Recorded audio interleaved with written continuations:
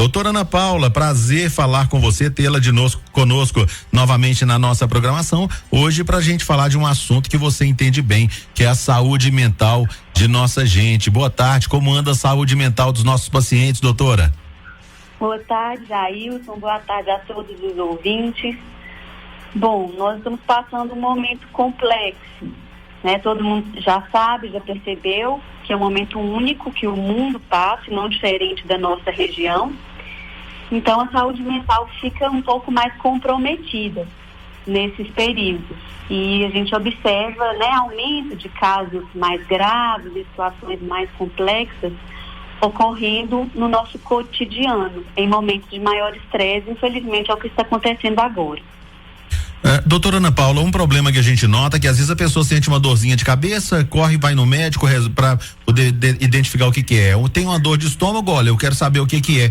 E muitas vezes, as pessoas descuidam da saúde mental. Ela vai dando sinais e a pessoa não ouve esses sinais e a coisa vai se agravando cada vez mais. É porque, na realidade, a saúde mental, ela é vista como algo do comportamento e não como algo da saúde, para a maioria das pessoas. Então, como é alguma coisa do comportamento, nós tendemos a tentar resolver por nós mesmos e não procurar ajuda. Né? Mas, infelizmente, muitos desses comportamentos, eles são patológicos, ou seja, eles são doentios. Já passou do nível do normal e foi para o nível da doença. E aí realmente as pessoas precisam procurar. Então o que a gente orienta é que você percebe que tem algo que está te incomodando, que está te deixando muito preocupado, muito ansioso, muito triste, muito infeliz, procure uma ajuda para que você possa saber se isso está dentro de um normal para aquele momento, né, que a pessoa está passando, ou se já não está normal e precisa realmente de uma ajuda. Então é a orientação que nós damos, né, para as pessoas em geral.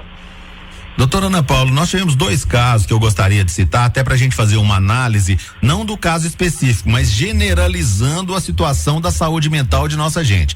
Em Angelândia, esse final de semana, um cidadão que ele, de certa forma surtado, pegou uma criança de 3 meses, entrou para dentro de um quarto, fez essa criança de refém, tinha um machado na mão, amolou o machado, precisou do pessoal de Belo Horizonte vir até Capelinha para poder, até Angelândia, para poder fazer a negociação para conseguir libertar essa criança. Esse cidadão, ele foi levado para o tratamento psiquiátrico em Belo Horizonte.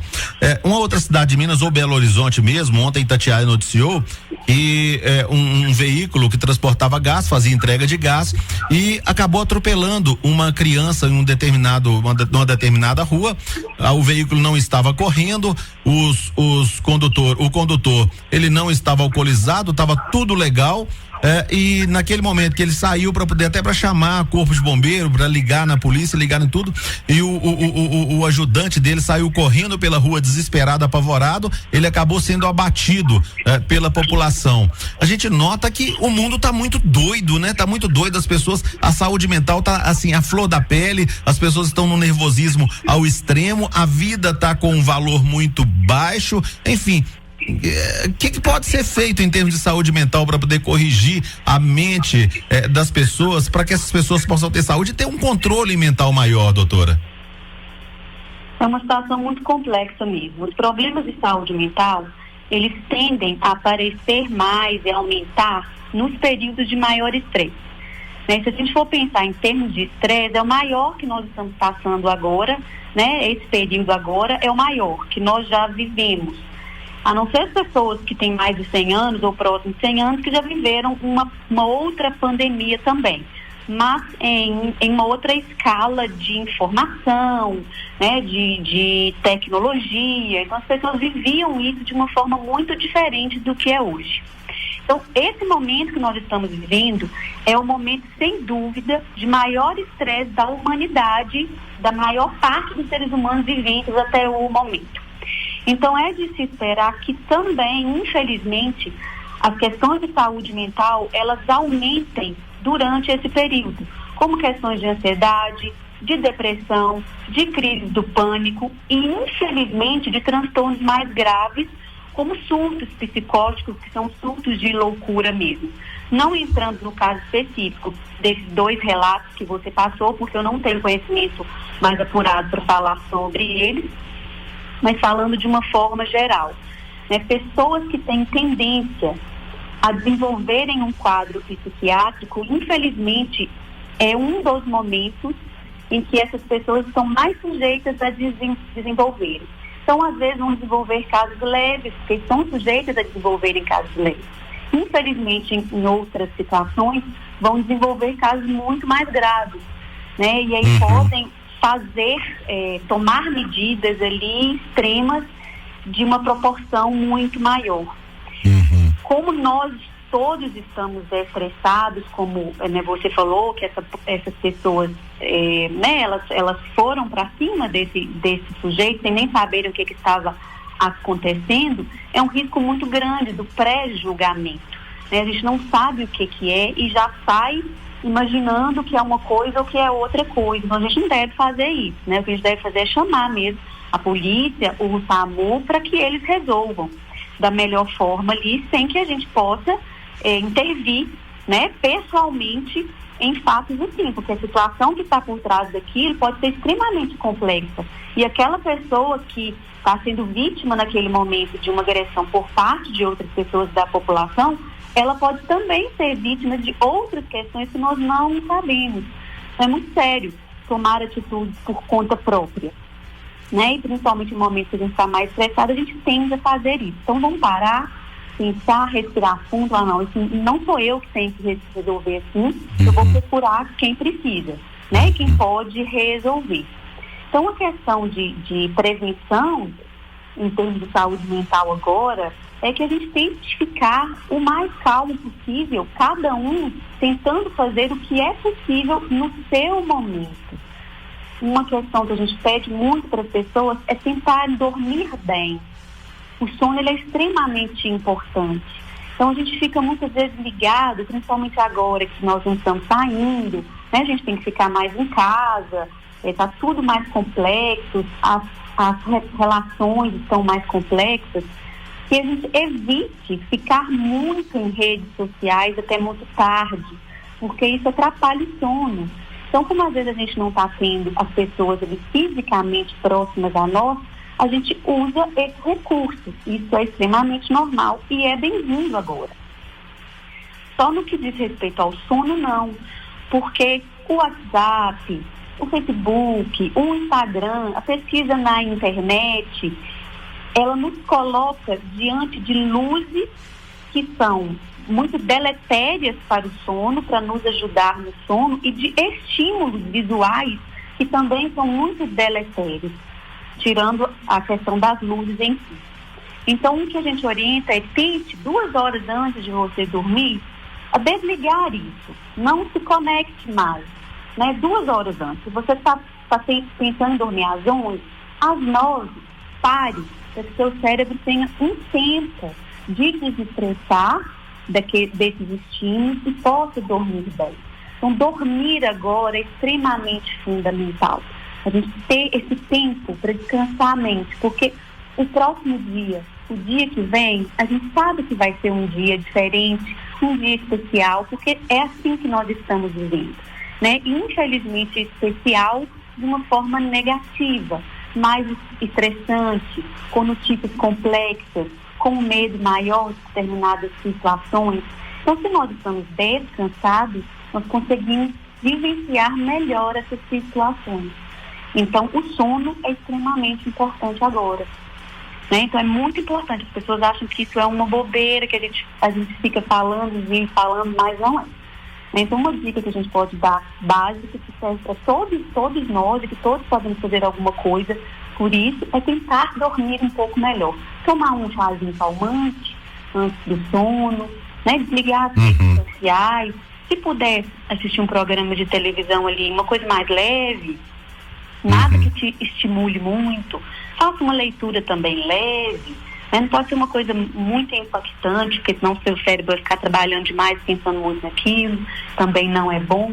Então é uma forma de ajudar.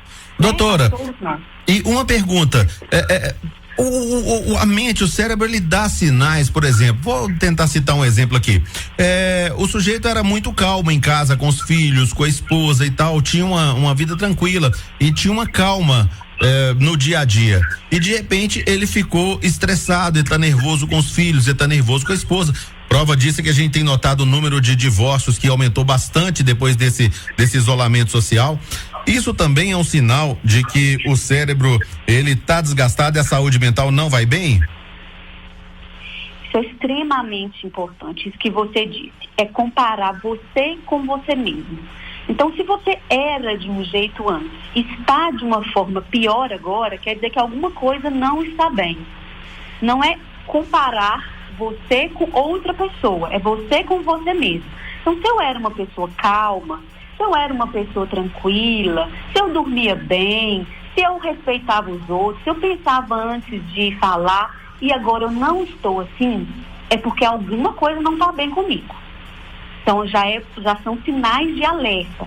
Se eu era uma pessoa extrovertida, que gostava de conversar com as outras pessoas de uma forma maior, que gostava da companhia, e agora eu quero ficar sozinha, eu quero ficar isolada, também são sinais de que tem alguma coisa que não está boa.